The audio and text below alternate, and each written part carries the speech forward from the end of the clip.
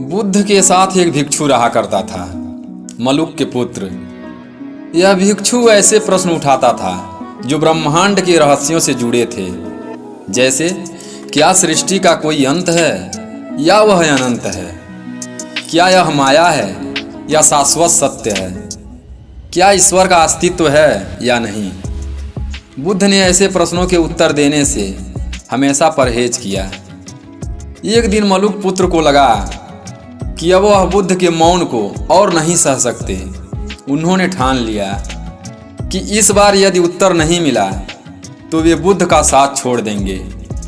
और उन्होंने कहा, गुरुदेव, यदि आप मेरे सवालों का जवाब देंगे तो मैं आपके साथ रहूँगा, अन्यथा मुझे मुक्त कर दीजिए।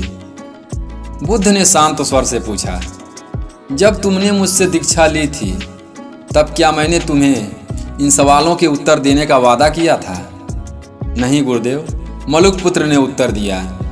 तो फिर अब यह अपेक्षा क्यों? बुद्ध ने कहा, तुम उस व्यक्ति जैसे हो जिसे विष से बुझा हुआ तीर लगा हो और वह चिकित्सक से यह जानना चाहता हो कि तीर चलाने वाला कौन था, उसका धर्म, उसका नाम क्या है, और इन सवालों का जवाब मिलने से पहले ही उसकी मृत्यु हो जाए। बुद्ध ने स्पष्ट किया, मैं केवल वही सिखाता हूँ जो आत्म मुक्ति में सहायक है। ब्रह्मांड शाश्वत है या नहीं, इसका ज्ञान तुम्हें मुक्ति नहीं देगा, लेकिन दुख उसका कारण है, उसका अंत है, और उससे मुक्ति का मार्ग यही असली ज्ञान है। यह कथा उन लोगों के लिए एक गहरी सीख है जो हर बात का जवाब जानना चाहते हैं, भले ही वह जीवन को बेहतर न बनाए। हर सवाल का उत्तर देना जरूरी नहीं होता और न ही यह आपकी कोई मजबूरी है। कभी कभी चुप रहना भी ज्ञान होता है। अब आइए बुद्ध के जीवन की ओर बढ़ते हैं। 29 वर्ष की आयु में सिद्धार्थ ने संसार के दुखों को देखकर अपना महल, पत्नी यशोधरा और पुत्र राहुल तक को छोड़ दिया। उन्होंने कठोर तप किया, शरीर को कष्ट दिए, भोजन त्याग, पेड़ से गिरे फल और सूखा गोबर तक खाया। हड्डियां दिखने लगी थी, शरीर जर्जर हो चुका था। लेकिन एक दिन उन्हें बोध हुआ, यह कठोर तप भी मुक्ति का मार्ग नहीं है। शरीर को कष्ट देना आत्मा को मुक्त नहीं करता। उन्होंने संतुलन का मार्ग चुना, मध्यम मार्ग। उन्होंने स्वयं सत्य की खोज की, न किसी ग्रंथ पर निर्भर हुए और न ही किसी परंपरा पर। यहाँ से हमें दूसरी सीख मिलती है, सत्य को अपने विवेक से परखो।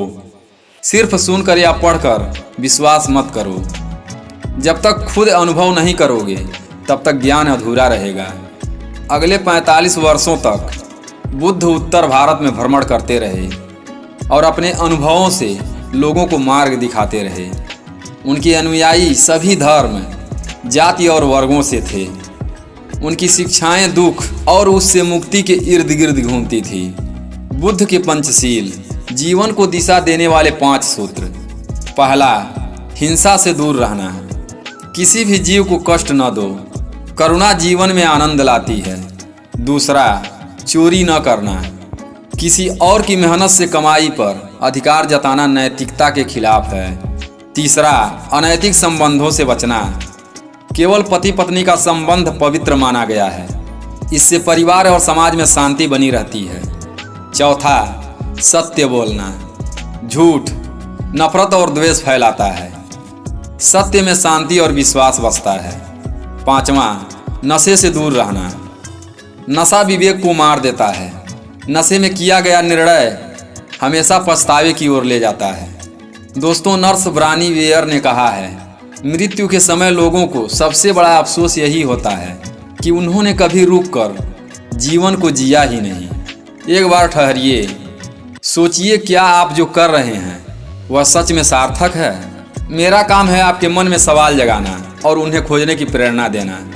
मिलते हैं एक और प्रेरक कथा और जीवन बदल देने वाली सीख के साथ। अगर आप पहली बार इस चैनल पर आए हैं तो सब्सक्राइब जरूर करें और याद रखिए, समझदारी से जिया गया छोटा सा जीवन अज्ञान में बीते लंबे जीवन से कहीं बेहतर होता है।